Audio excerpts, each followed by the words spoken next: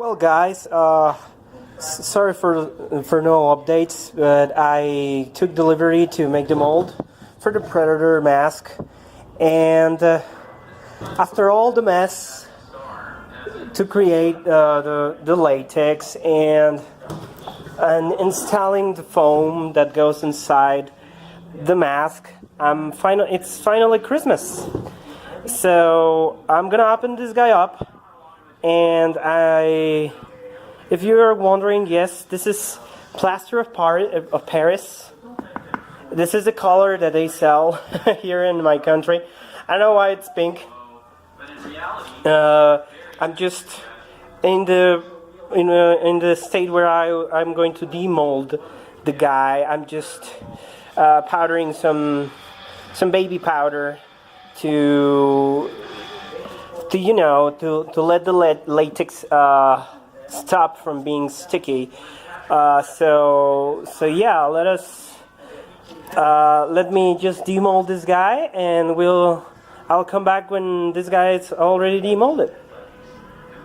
So right now we have all the flashing from the back, from the neck part of the Predator mask. It's already started looking pretty well. I like where the flashing goes. I use some of the flash. Some of the flash. It's gonna be obviously cut it away, so we can have a clean mask.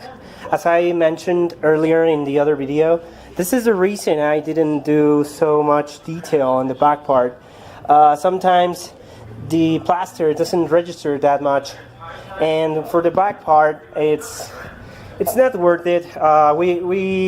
We're going to have all the threads coming out from there. So yeah. Let me demold the front part, and I'll let you know how this guy looks.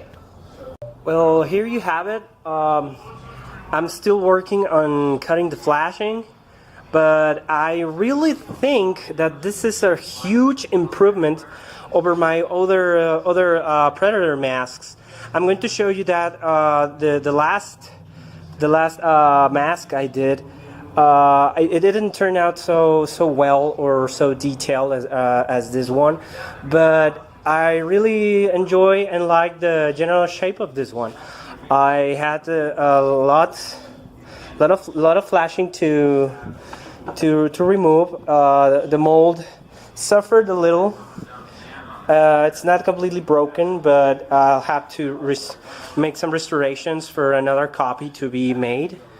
But in general, I'm happy with the result, and I'll be back when this guy is trimmed off. So that right there is the first attempt I made over, I think a year and a half ago, of a Predator masks. I didn't have the airbrush at the time, so I had to improvise a little. I even used some cream makeup to do some touch-ups. But I really think that this new version is going to be better. I also made that Halo helmet, but the Predator has been my favorite project for a while. So let me show you how the new mask looks.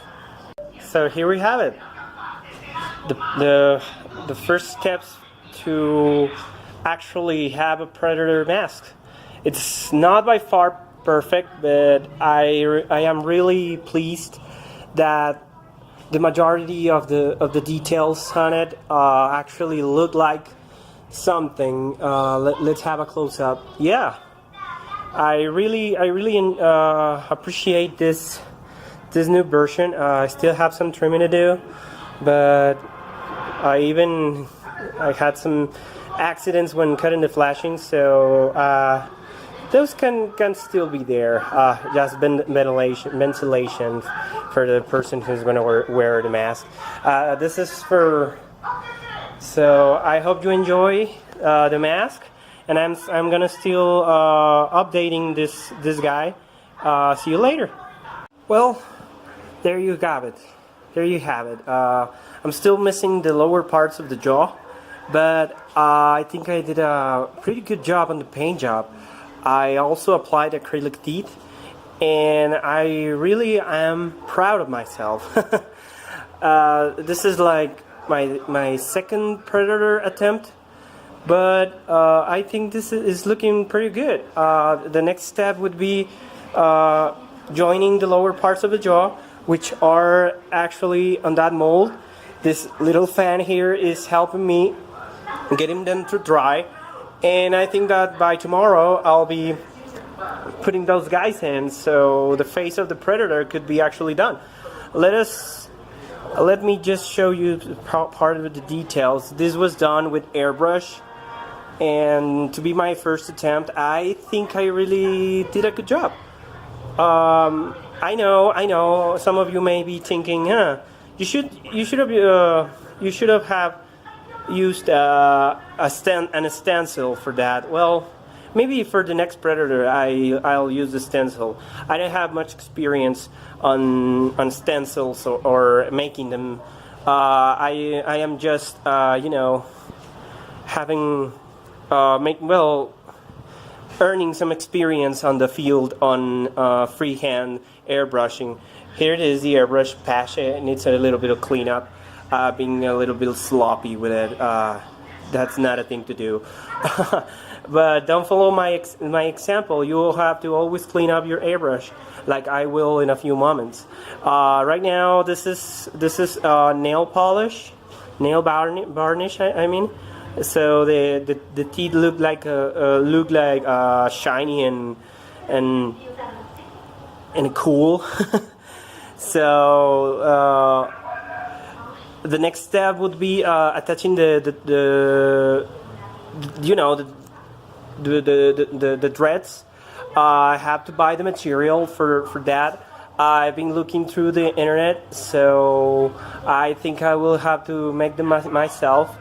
In the other Predator mask I did, I had to make a mold and made them out of foam latex, but it was expensive and time consuming, and I think I will skipping that part and see what can Home Depot or any other hardware store can give me about that. So I hope you enjoyed it, and I hope you like it. My second Predator mask. See? So yeah, this guy looks terrifying, huh? Oh, also a quick tip: Createx. It's a very good brand of colors, and to my fortune, they can be mixed up with latex. I didn't have to use any kind of primer for it.